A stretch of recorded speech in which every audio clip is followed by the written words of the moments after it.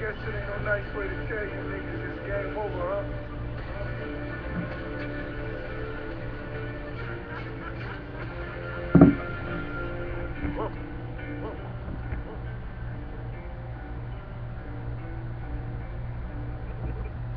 Alright guys, welcome to week 2 of this fantasy football season. We're now moving past week 2 and we have the week 2 power rankings.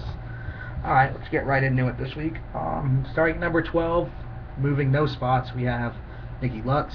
Lutz, your team was auto-drafted. We understand, you're bad. Same shit every year, you're in the good division, you're terrible. Sorry. But you stay at 12, we don't want to spend too much time on that. At 11 we have Phil, who was moving down a few spots from last week after a pretty terrible performance. Well, Phil, your team is okay. Let's see how you did. Ooh, 59 points, tied for the worst. Ooh.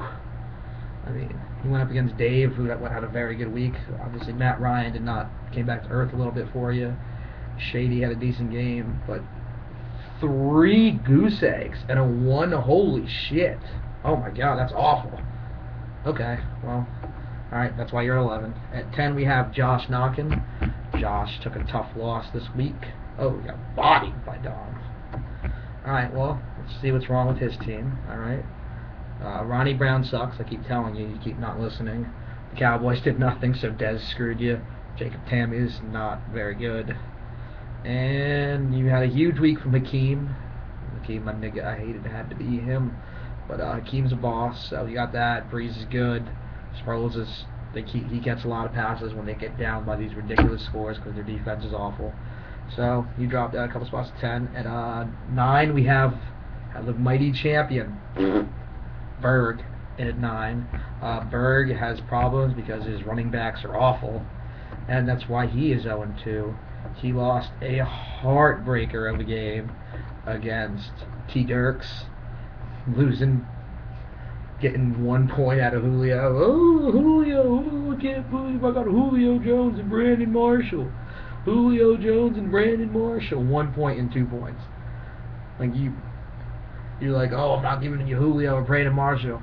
And they gave me Andre, who also had 2 points. But funny story, so did Sean Green. And when you put that all together, you got 20 out of Amendola, 25 out of Cam Newton. And your team, besides that, did very little for you. So we have 2 Joshes, both 0 victories. Okay. On to number 8, we have Dr. Faggot, Chase Saddy, the man who the last place trophy is named for. He's not in last. He's not. His team's 1-1. White Power. Interesting name choice. All right, let's take a look at his team and see how he did this week. And lost to Perk. Perk's been. We'll get to Perk later. But Andrew Luck had a good game. MJD and AP, they're not healthy, so they're not going to be very consistent. Jared Cook's not very good. Jordy Nelson's not off to a hot start. Roddy White's good. Roddy White's a solid number 1. Miles Austin's a solid receiver. Oh, 15 from the kicker and you lost. That's rough. Alright. Down to number 7, we have T. Dirks. I personally texted and thanked T. Dirks because I laughed that hard that he beat Berg. And put Berg at 0-2. For T. Dirks, I mean, Phillip Rivers has been awesome. Phillip Rivers has been a top 2 or 3 QB so far this year. And there's no real reason to believe that he's going to start playing worse. I mean, Michael Turner and Alfred Morris, you have so much no speed that it's not even funny. Though the fact that Berg lost to you and you had 0 from Larry Fitz, he got 0 and beat you, you fucking clown, Berg. But Larry Fitz isn't going to get 0 for you. Gronk's a beast. BGE's pretty good. Texans D is solid. Saints always score, so having their kicker's not bad. To number 6, we have young Bryce. We're just talking about his team right now. We'll get to his shenanigans later. But Bryce, you had a bad week from pretty much everybody, and you got a lot of injuries now, so your team's not very good. I guess we can all hold on and saying Peyton Manning's back to MVP form. He threw 3 picks.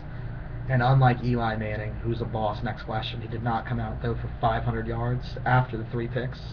Lead his team to victory. But, okay. Up to 5, we have D. Benny. I said at the beginning of the year that I really, really like D. Benny's team. And here's the reason why. D. Benny's team is at 1-1, and his team has underperformed more vastly than anybody else's at this point, I'd say. I mean, he has had nothing from Megatron. Megatron has not scored a touchdown for him. There will never be 2 weeks again this year. I would almost guarantee it that Megatron doesn't score 2 weeks in a row. Stafford's throwing picks. Stafford has thrown 1,000,000 picks this year. I think he'll get better. Trent is the truth. Stephen Ridley's going to get 18 to 20 carries. He's not great. I mean, he's below average starting running back, but anybody in this league that's getting 18 to 25 carries is a solid starting player in fantasy. AJ Green's a beast. He hasn't really exploded yet. Tony G's old, but I like him.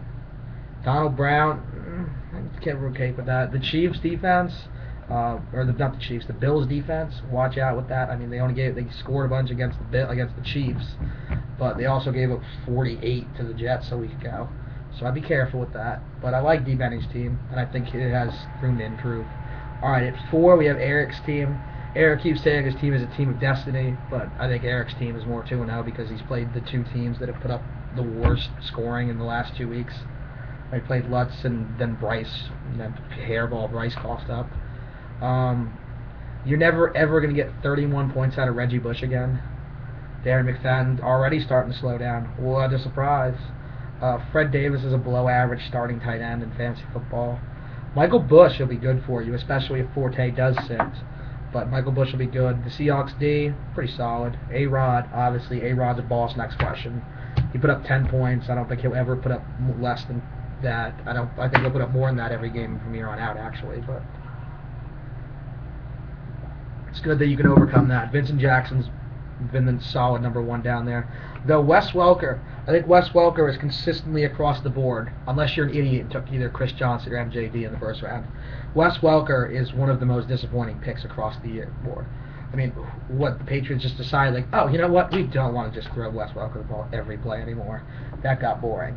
So I don't really love that. You keep saying you have a team of destiny. That doesn't mean anything until you do something. So you're at 4. At 3, we have Granddaddy Perk for Shizzle My Nizzles. Love that name.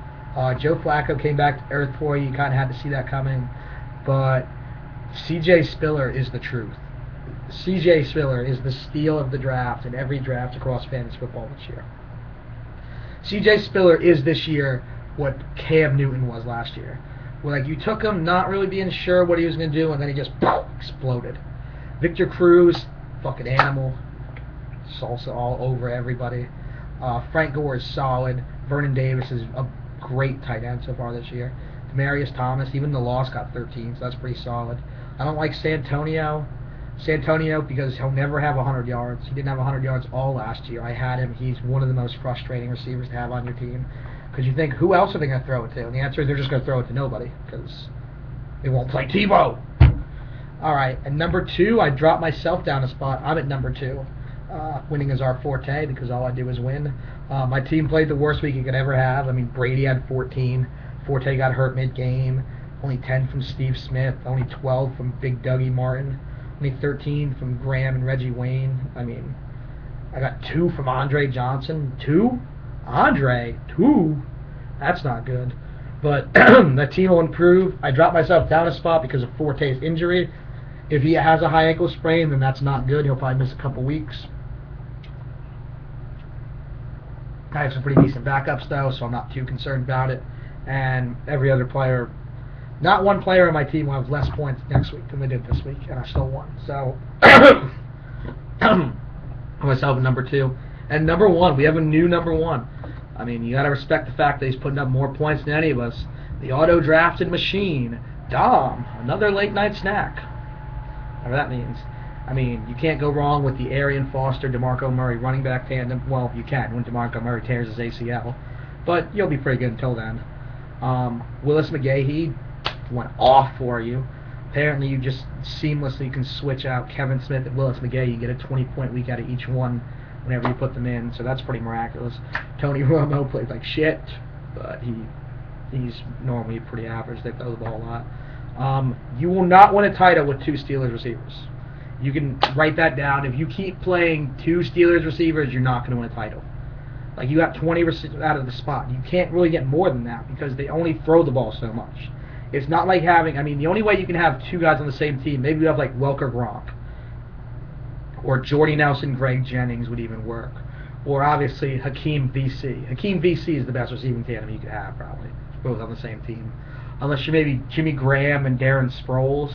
But you can't, like, it's maybe a tight end receiver you can have, or a back receiver, or a back tight end, but you cannot have just the two receivers from one team. That's stupid. I don't know. I know it auto drafted. I don't know what you can really do about it, but I don't think you'll win a league. But for now, you're leading the league in points, so you're number one. Okay, to our awards. The move of the week, even in defeat, got to go with Young Berg picking up Danny Amendola, putting down the 20 spot. Big Danny Amendola. He played pretty well. So that's the move of the week. I think he'll be solid going forward. Berg replaced Andre Johnson, who he gave me for Sean Green. And the asshole of the week / embarrassment of the week, it's pretty obvious. Bryce, if you're going to make a video calling out your opponent, you have to win. You have to put up more than 59 points. And if you don't do so, you should probably write an apology letter, because that was just awful. If you're going to run your mouth and make your videos like, oh, I'm making videos. I make a video, become the fucking goddamn commissioner. Fuck with me. But if you're going to make a video talking shit, calling out your opponent, you can't get doubled up and score 59. You can say injuries or whatever, but it doesn't matter. Okay. And I just want to call everyone's special attention that if Youngberg loses to me this week, which the experts say it's even, but the experts said Berg's team was better than the other two clowns he played, and that didn't work out well for him, so we'll see. But if he loses this week, 0-2 is probably not a good look. 0-3 is not a good look for the defending champion. He'll probably make another Hitler fucking video in the bunker, him chugging water. Oh, the guy's a battle.